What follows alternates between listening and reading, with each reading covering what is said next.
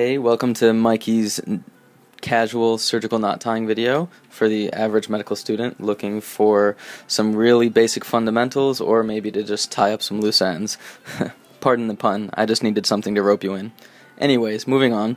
What you'll need is a string, so I have mine here, and something to tie around. You can use like a book, your leg, the front of your scrubs even is a good one, or just a bar. I have my Edicon kit here.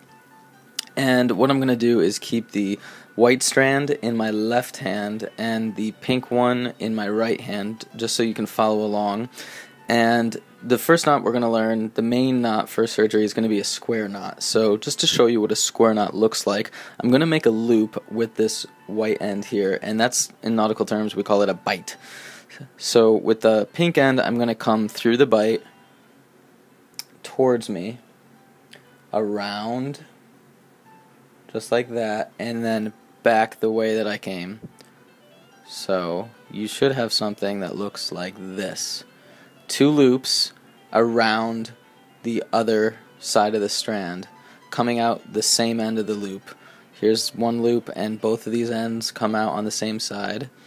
Here is the other loop, both of these ends come out on the same side, as opposed to it looking something like this, where the two white ends come out on different sides of the loop. That's a granny knot. That's wrong. It'll come apart if you pull it too hard. We want a nice, neat square knot. So that's a square knot. This is nice and neat. That's called a dressed knot, as opposed to being all, ugly. You want a nice, neat, dressed knot because that won't come undone no matter how hard you pull it. So let's take that apart. The way that you tie a square knot, I showed you what it looks like one way, but the more practical way to tie it is very similar to how you tie your shoes. Well, let me get the white in my left here. What you're going to do is cross your right hand over your left, just like that, and then loop it through, just like that, just like you tie your shoe.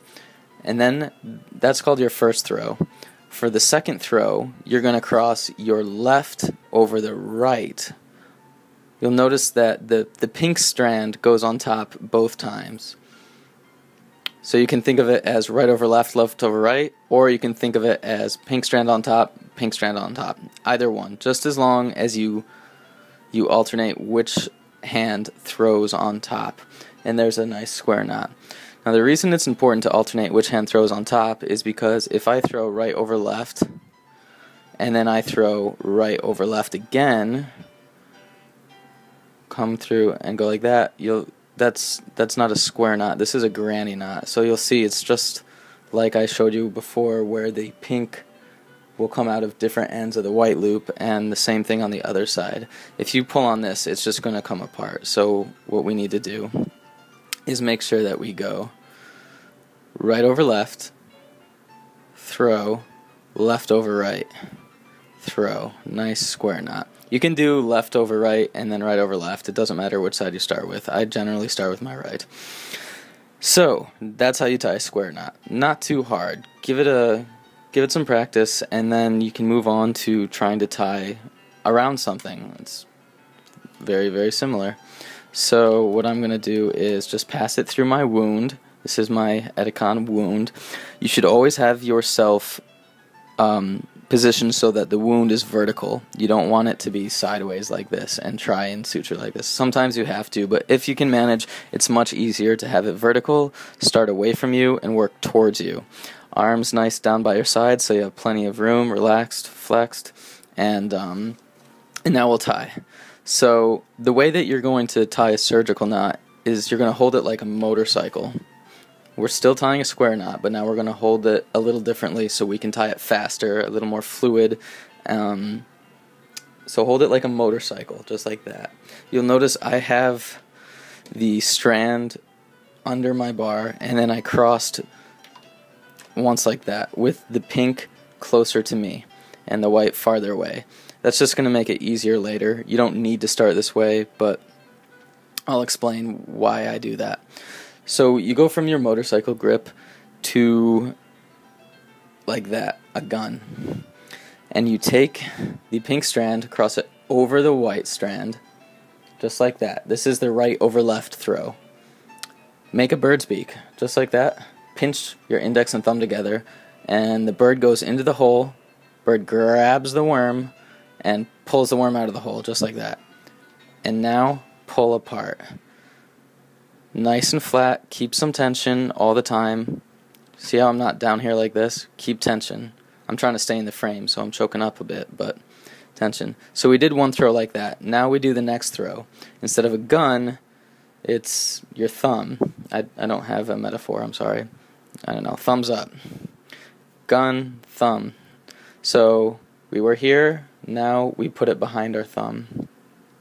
We throw over, bird's beak, bird goes through, grabs the worm, pulls the worm out of the hole, grab it again, and now this time when you pull down, you need to cross your arms and pull just like that. There's a nice square knot. And now you come back here, and it's crossed, pink in front, white in the back, just like before. And you do it again. Cross over, bird's beak, grab the worm, come through, and pull apart. You might sometimes get confused at whether you're supposed to pull across or not. Just pull whichever way makes that throw nice and flat.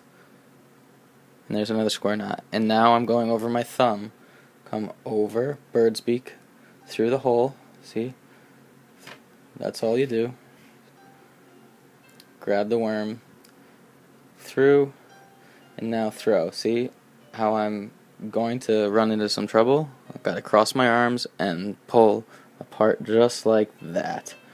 You want to try and maintain tension so that when you're done, this is all nice and dressed. And as you get better, what you can do is just start going a little bit faster and getting some fluid with it. Now, this isn't too good, but just for the sake of showing. And you can get like a boondoggle-ish thing. Not really. I wasn't any good at summer camp. So that's how you tie two-handed square knots. Nice and easy. Give it some practice, and we can move on to chapter 3, I suppose, which is going to be one-handed knots. I don't really know any indications for doing one-handed knots. Maybe your right hand is cramped or whatever. So in a one-handed knot, it's the same exact principle, except you need to hold it a little bit differently, and one hand is going to do all the work. The right hand is just along for the ride, and you can switch hands if whichever hand is dominant, and it's actually good to practice with both hands, your dominant and non-dominant. I'm going to go ahead and use my left hand.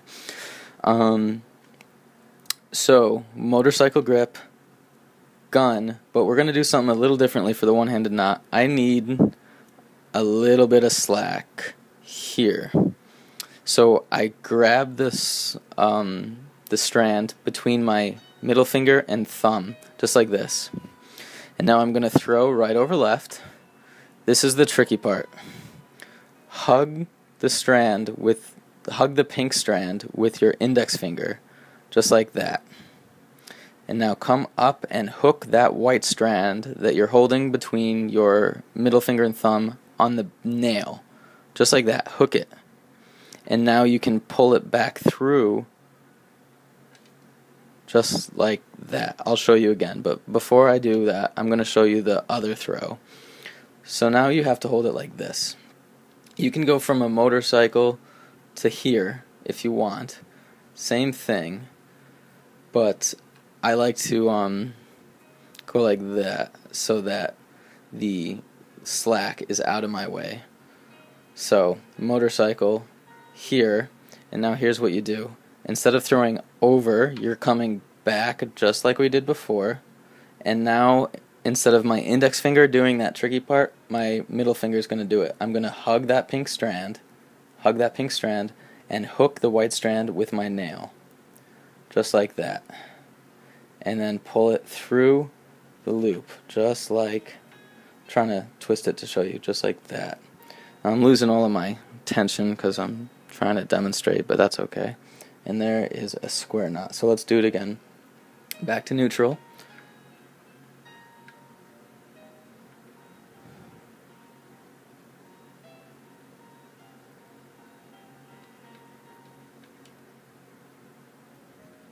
A nice little tip is, as I'm pulling that through just like that, I'm going to grab the string like this. And when I grab the string like that, I'm ready for my other throw.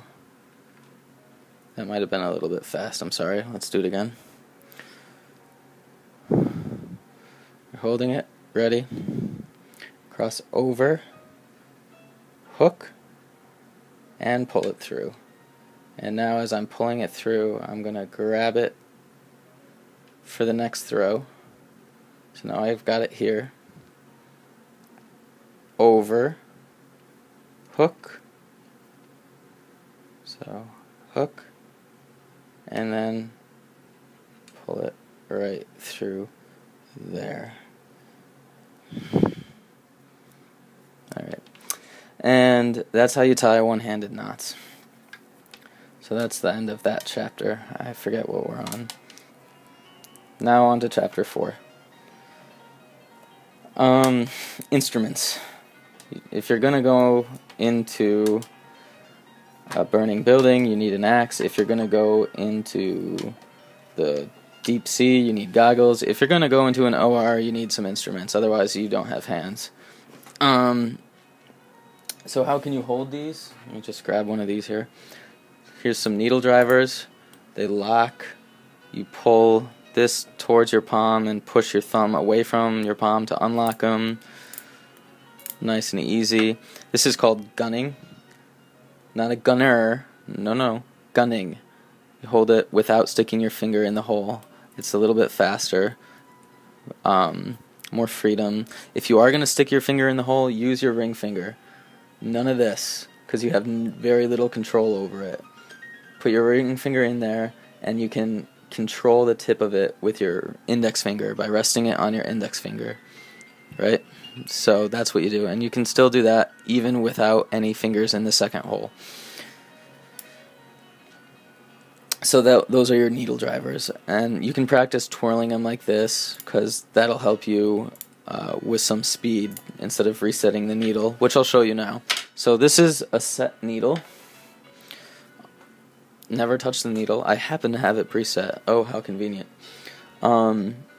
So if I'm holding my needle drivers like this in front of me, the pointy end of the needle is going inside and up, so that when I'm suturing, all I have to do to throw a stitch is to supinate my wrist. A nice rotating motion, and it will go into the tissue and out just like that. Okay? And, these are your pickups. Just hold the tissue in place. Again, remember, we start away from us and work towards us. I'm not going to sew this together, but I'm just showing you how to do it. So we put it in this way, forehand. What I mean when I say forehand is that the pointy end of the needle was coming out of my palm, right? Now what I'm going to do is flip my hand over and grab it. I want you to be able to see where I'm grabbing. Grab it like this, backhand. Okay? So pull it out. This is trying to fly away on me here. Like that. And now, when I have it, the pointy end is directly opposite of where we were when we were set to throw a stitch. Now it's pointing out and down instead of in and up. So what you can do is you can just put it down and reset it. There's quicker ways to do this. I'm not that good at it. You can go like this, like that. But the easy way you can do it, I learned, is just flip those over. Easy. You don't have to do this whole thing. You just, they're pointing out and down. I want it pointed in and up. Put it between your fingers like a cigarette. Squish it, and then finish the barrel roll by grabbing it with your thumb just like this. So you can practice that while watching TV, you know? So there you go. And you're ready for your next throw. I'm just going to leave that there. And to demonstrate, what I'll do is use this string. I'm going to use the string again just because it's easier to see. So here's my needle, and it's been set. I'm going to go like this around and through both tissue.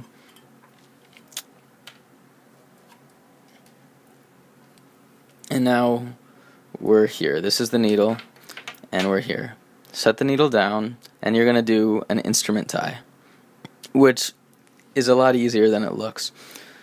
Grab the string and put the needle drivers over the wound, just like that. Wrap once, twice around your needle drivers, and then go over here and grab the loose end of thread. It's very helpful if you grab it near the end. So I'm just going to do that. And now pull through, and remember to cross your arms. I'm stuck because this is such big string.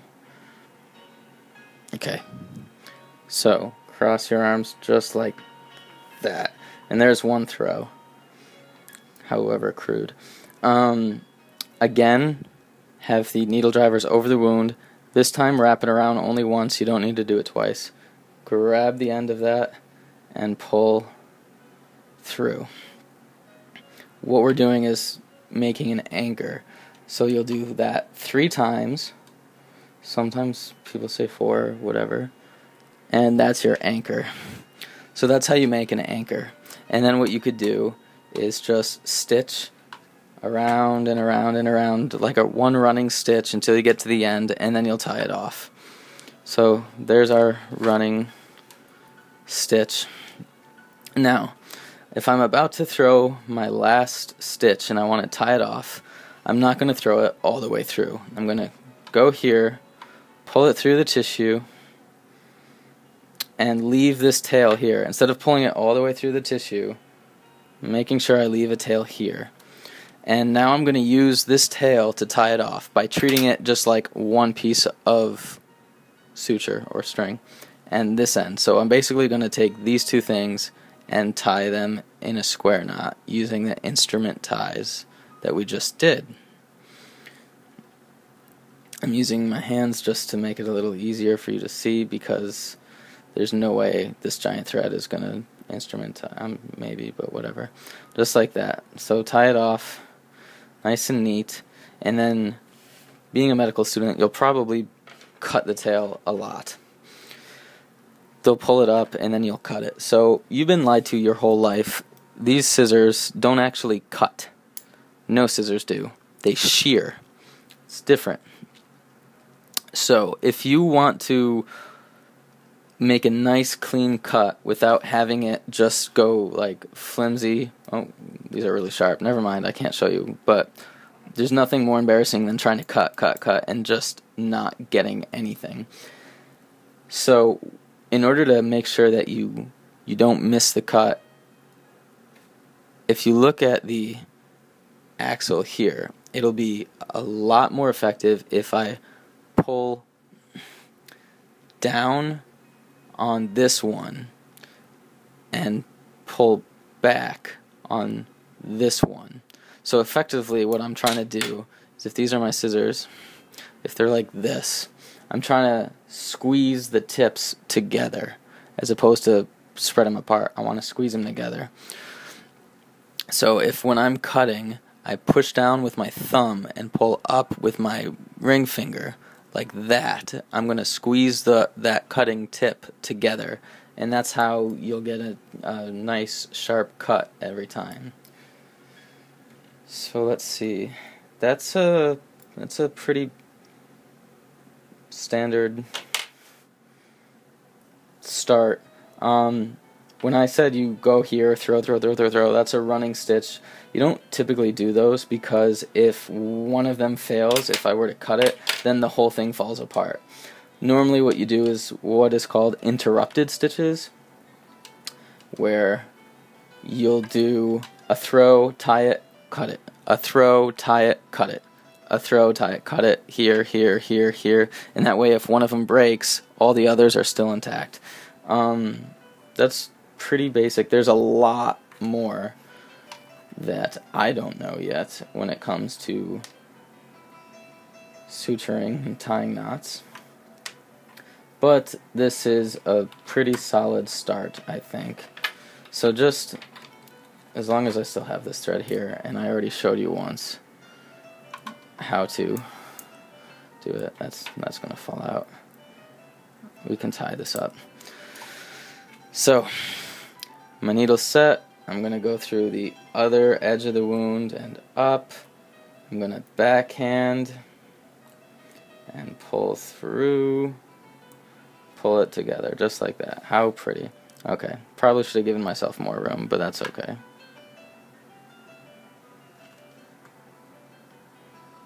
Alright, and now let's anchor it. So we're here, over, 1, 2, grab and pull through, crossing the arms, nice and flat. Oh, sorry. Over the wound, once, grab and pull through, nice and flat. Once, pull through, nice and flat. That one wasn't too good, that's alright. And pull through, nice and flat. You want to pull flat, not like this. You want it nice and flat and tight, but not so tight that you're ripping the skin apart. That's something that you're going to have to figure out.